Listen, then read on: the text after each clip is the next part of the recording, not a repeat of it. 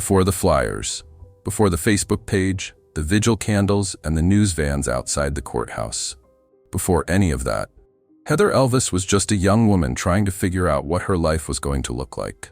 She was born June 30th, 1993, in Horry County, South Carolina, the oldest of two daughters.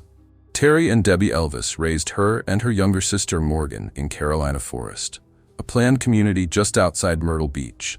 Quiet cul-de-sacs, pine trees, and a good stretch of distance between you and the nearest resort hotel. By the time Heather was a teenager, she was already someone you remembered. Outgoing, expressive, the kind of loud that draws people in. You remembered her laugh, her opinions, the way she refused to let a silence drag on too long. She graduated from St. James High School in Murrells Inlet in 2011, and almost immediately she was ready to go. She got an apartment in Carolina Forest and moved in with a roommate, a young woman named Brianna Worrelman, who'd come from out of state and landed a job at the same place Heather was working. The two of them got close fast. Not just roommates, the kind of friends who called each other at midnight over nothing in particular. Heather was working two jobs by then, hostessing at the Tilted Kilt, a Scottish-themed sports bar near Myrtle Beach, and picking up shifts at the House of Blues in North Myrtle Beach. She was also studying cosmetology. She was building something, making her own money, paying her own rent, doing it herself. In June of 2013, a maintenance repairman named Sidney Moorer showed up at the Tilted Kilt to work on the kitchen equipment. He was 37 years old, married, father of 3 kids. He lived in Socastee with his wife Tammy. They'd been together for years. Not without problems, but together. Heather noticed him. According to Brianna, Heather pointed Sidney out at work, and she wasn't exactly quiet about it. On June 6, 2013, she tweeted that she had a taste for men who were older.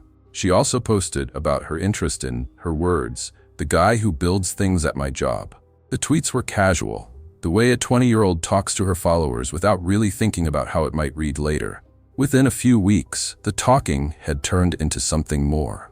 Sidney started coming to the restaurant when he wasn't on the clock, bringing coffee and bagels, finding reasons to be there. He even floated the idea of having Heather work as a nanny for his kids if he and Tammy moved to Florida, something they'd been loosely talking about. Heather's tweets through the summer of 2013 tracked the shape of something she knew was complicated. In July, she wrote, "Baby did a bad thing. And then, I'm in way too deep, but watch me getting deeper." By all accounts, it was a full-blown affair by midsummer. Her co-workers knew about it, and Sidney wasn't being careful either. He kept coming around. On November 5th, right around when the affair was ending, or had already ended, Heather retweeted a joke by comedian Daniel Tosh. It read, "Hey married fellas, you can either cheat on your wife or murder her. Never both. That's when you get caught." She retweeted it the way you do when something strikes you as darkly funny and you're 20 years old and not thinking about how it might look later. You can't tell this story without spending real time on Tammy Moore, because according to the prosecution, and eventually 2 separate juries, she's the driving force behind everything that happened next. When Tammy found out Sidney was seeing Heather, she took his iPhone, changed the password. Sidney later testified that by November 2nd, 2013, he'd handed his phone over to Tammy entirely as the price of staying in the marriage. She controlled who he talked to and when. She made him get a tattoo of her name on his lower abdomen.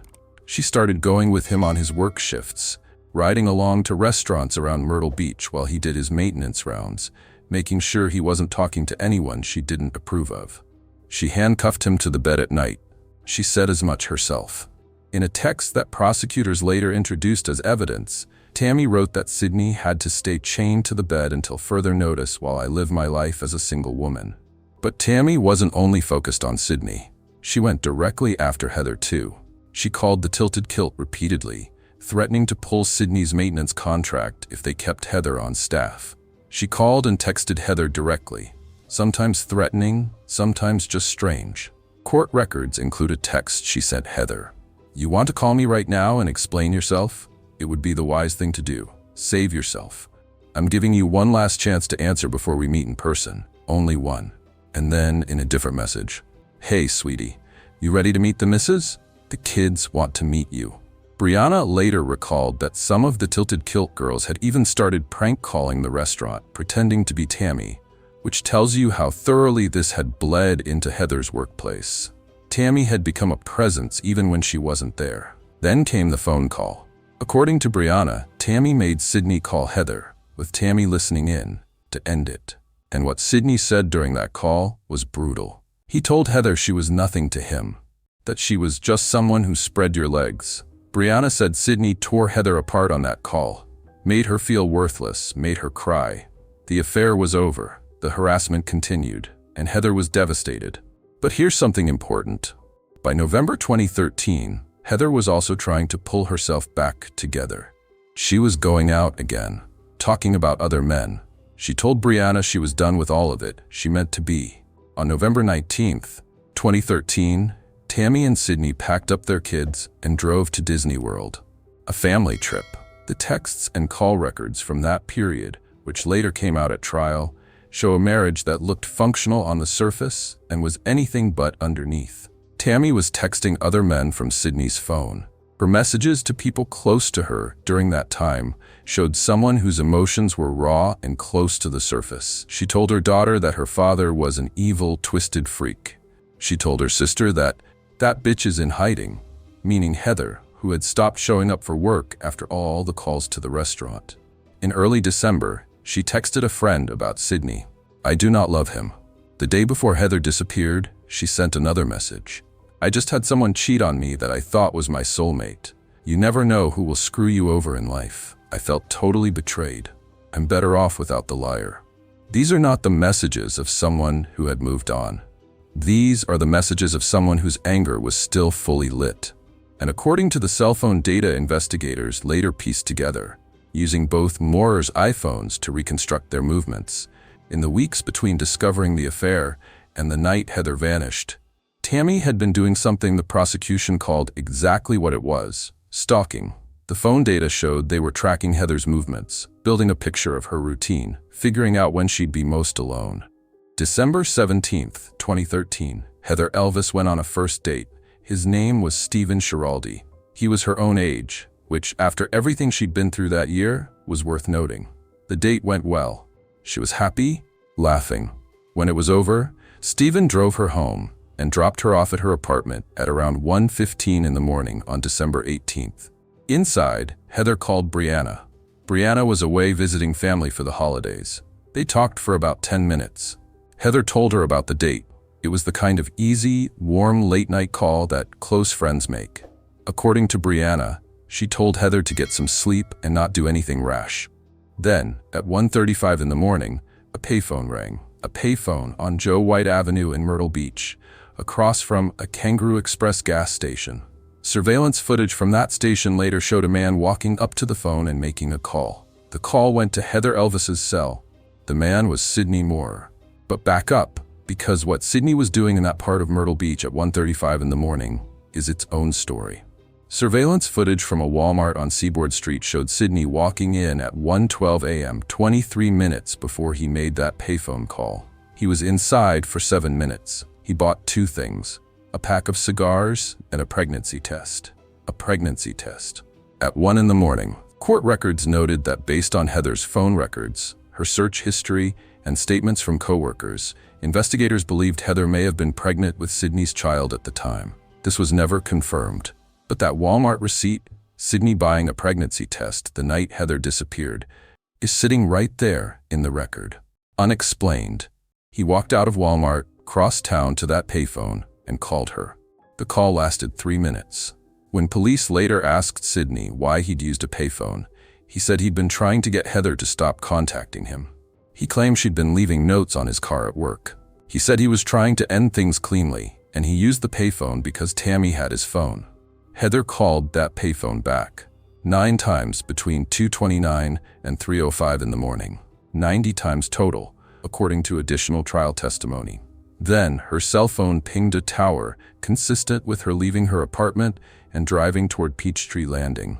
The last confirmed activity on her phone was at around 3:40 in the morning, near the boat ramp.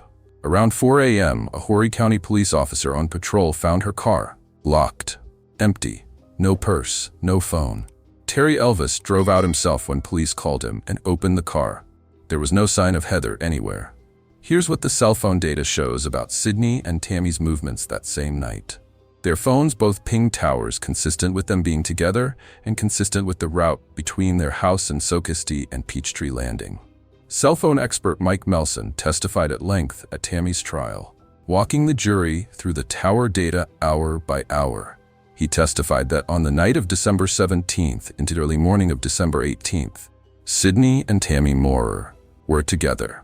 Their phones placed them near the payphone around 1:30 in the morning, and the data was consistent with them heading toward Peachtree Landing right around when Heather's phone went dark. Then there's the truck. Investigators pulled footage from private security cameras along the roughly 3 miles between the Moore home and Peachtree Landing. One of those cameras captured a truck. The prosecution brought in forensic video analyst Grant Fredericks, a certified expert whose report had been peer-reviewed, to analyze the footage. Fredericks testified that the headlight spread and specific features of the truck in the footage were consistent with Sidney's Ford. He testified that the truck appeared to arrive at Peachtree Landing and then leave. Then there's what happened 2 days later. On December 20th, police visited the Moorer home. Near the family's parked camper, they noticed a bag of cement, a spent shotgun shell, and a bottle of cleaning fluid. Tammy told officers their home surveillance system didn't work. She also told them the Ford truck doors couldn't be unlocked at that time. The day after that visit, Sidney went out and bought a brand new home surveillance system. Surveillance cameras then captured the two of them cleaning out their truck. They were also seen burning rags. At trial, prosecutors argued that Sidney had motive to, in the precise language the South Carolina Court of Appeals would later use when it upheld both convictions, appease Tammy's anger about the affair and avoid any negative consequences of victim's possible pregnancy. The prosecution's theory was that Sidney and Tammy had lured Heather to Peachtree Landing in the early hours of December 18th and taken her, and that everything that followed, the cleaning, the burning, the new security system, the lies to police, was the cover-up. The defense maintained throughout that both of their clients were innocent, that the state's case was built on theory and circumstantial evidence with no direct proof, that the whole thing was, in the words of Tammy's defense attorney Casey Brown, a square peg in a round hole. The search for Heather began immediately after her car was found. Horry County Police expanded their efforts in the days that followed. The Q Center for Missing Persons joined the search. Divers went into the Waccamaw River. Ground crews worked the woods and marsh around Peachtree Landing. Terry Elvis was out there himself walking those fields looking for anything that might give him a direction. The community showed up. The Find Heather Elvis Facebook page racked up tens of thousands of likes within days. A $1,000 reward was quickly raised to $10,000 as local businesses and residents chipped in. First Baptist Church in Myrtle Beach held a prayer vigil. Flyers went up everywhere. Investigators developed their theory early, based on what they were seeing in the phone records and surveillance footage. Sidney was the first person named as a suspect. They already knew about the affair, the payphone, the pregnancy test, the Walmart receipt, and when they started pulling the data from both Moorer's phones, Tammy's involvement began to take shape. In January 2014, about a month after the disappearance, Tammy came to the Horry County Police Department voluntarily, not to talk about Heather, to follow up on harassment complaints she herself had filed. But Detective Carmen Rodriguez was there, and Tammy was willing to answer questions. Tammy sat across from Rodriguez and talked about the affair like it was nothing. She described an open marriage, said she had her own boyfriends, said she could care less if he had sex with 100 people. She seemed almost amused by the suggestion that she'd be angry enough to do anything drastic. Then they asked about the payphone calls the night Heather disappeared. Why had Sidney used a payphone? What did she know about that? Tammy's answer, "You know there's a thing I'm not supposed to talk about without a lawyer present." February 2014. 2 months after Heather disappeared, Horry County Police executed a search warrant on the Moorer home. Both Sidney and Tammy were taken into custody. The initial charges were obstruction of justice and indecent exposure, the latter tied to explicit photographs Tammy had allegedly sent. Within days, the charges escalated: kidnapping, and then murder. Sidney Moore and Tammy Moore were both charged with the murder of Heather Elvis. For the first time in 2 months, the Elvis family felt something shift. Not closure. Nothing close to that. Just the sense that the law was finally moving where it needed to. At a press conference, Terry Elvis was composed the way people get when they've been in survival mode so long that the emotion has gone somewhere deep and out of reach. He talked about Heather. He talked about wanting answers. He talked about the community that had gathered around his family. "It's about our daughter Heather," he said. "That's what this is all about." But even with 2 people in custody and murder charges on the table, there was still no body, no Heather, no answer to what had happened in those hours between the payphone and dawn. The river hadn't given her back. What followed was not a swift march to justice. It was years of hearings, motions, delays, appeals, and legal maneuvering that would test every member of the Elvis family in ways that went well beyond grief and into something more like endurance. The Moorers sat in jail for 11 months. In early 2015, they were released on bond. A judge then granted them permission to move to Florida for work. While facing murder and kidnapping charges, they could leave the state. Terry Elvis responded the way he always does, publicly and directly. He and others launched an online petition to have Judge Markley Dennis removed from the case. The petition gained traction. The judge stayed. The Moorers went to Florida. Then, in March 2016, the murder charges were dropped. The Horry County Solicitor's Office made the call. Without a body, without direct physical evidence tying the Moorers to Heather's death, they couldn't prove it beyond a reasonable doubt. The indecent exposure charges went with it. Tammy's obstruction charge was dropped too. What remained were kidnapping charges against both Sidney and Tammy, and the obstruction charge against Sidney. The family stood at a press conference at Peachtree Landing, at the spot where Heather's car had been found, where a small memorial had been put up, and faced the cameras. Debbie Elvis said she'd known the dismissal was coming. The solicitor's office had prepared them. She said she trusted the decision. She was working hard, visibly, to hold it together. "When it comes to my sister in this case," Morgan said, "it's become that she's no longer a person. She's now a face on a poster." In September 2017, Sidney Moorer went to trial, but not on kidnapping, on the obstruction charge. The evidence focused on his lies to police, his initial denial that he'd called Heather from the payphone, then his admission when confronted with the surveillance footage. The jury convicted him. 10 years. At least something. But then the kidnapping trial came, and that jury couldn't agree. A hung jury, a mistrial. The family had to sit with that. A new conspiracy charge was added for both Sidney and Tammy. Prosecutors spent the next 2 years going back through the phone records, refining their case against Tammy. And through all of it, Terry Elvis kept showing up. He'd been in those courthouse hallways for years. He'd sat through continuances, motions, gag orders, and bond hearings. He'd watched Sidney and Tammy walk in and out of rooms. He'd been told again and again to sit down, stay quiet, and trust the process. October 2018, 5 years after Heather disappeared. Tammy Moore went on trial for kidnapping and conspiracy to kidnap. The prosecution's opening statement, delivered by Assistant Solicitor Christopher Helms, started simply, "We are here because she can't be. She would like to be. I promise you." The evidence was substantial. Grant Fredericks testified about the headlight patterns in the surveillance footage, walking the jury through his methodology and the peer review process behind his findings. Mike Melson took the jury through the cell tower data hour by hour, placing the Moorers together and putting their phones near Peachtree Landing on the night in question. Text and Facebook messages were entered into evidence. The threatening messages to Heather, the message to Tammy's sister, calling Heather that bitch, the one to her daughter calling Sidney an evil, twisted freak, the one where she wrote that Sidney had to stay chained to the bed until further notice. Prosecutors painted Tammy as the controlling, dominant force in the marriage, the one with the motive, the one with power over Sidney, the one who had spent weeks tracking a 20-year-old girl before that girl vanished. Tammy took the stand in her own defense. She held to her open marriage story. She said she hadn't known who Sidney was seeing until the girl called me back and told me who she was. She said she hadn't directed her anger at Heather. She was sorry for how things looked, but she hadn't meant any harm. Sidney's kidnapping trial had ended in a hung jury. He was still serving his 10-year obstruction sentence, but the kidnapping charge, the more serious one, had to be retried. September 2019. 6 years after Heather disappeared, the retrial began in Horry County.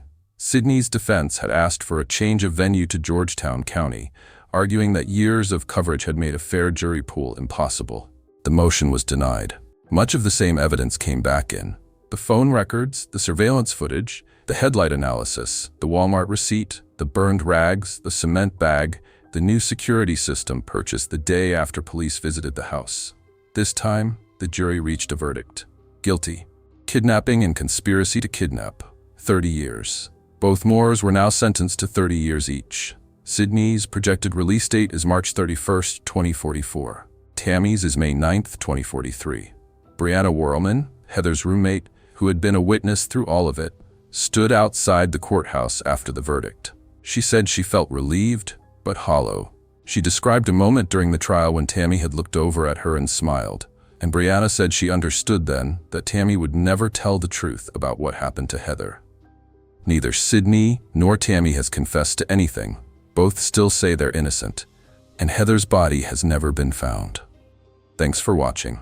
If you're interested in real investigations, shocking cases, and justice served, please subscribe, leave a comment, and join us as we explore more true crime stories.